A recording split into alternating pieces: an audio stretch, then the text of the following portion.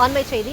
கனமழை காரணமாக குற்றாலம் அருவிகளில் வெள்ளப்பெருக்கு ஏற்பட்டிருக்கிறது. இது குறித்த விரிவான விவரங்களை வழங்குவதற்காக எமது செய்தியாளர் இசக்கிராஜன் இணைப்பில் இருக்கிறார். இசக்கிராஜன், வணக்கம். விவரங்களை பதிவு பண்ணலாம்.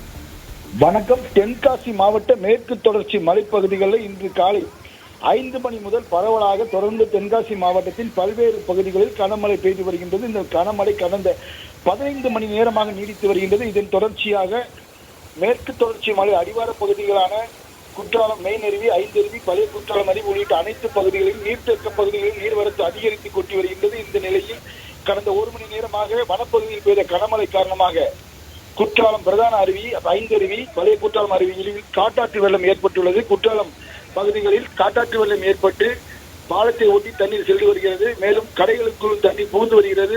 மக்கள் நடந்து செல்லும் பாதைகளிலும் தண்ணீர் பெருக்கெடுத்து ஓடுகிறது. இதன் காரணமாக அங்கு யாரும் சென்று விடாதபடி போலீசார் குவிக்கப்பட்டுள்ளனர்.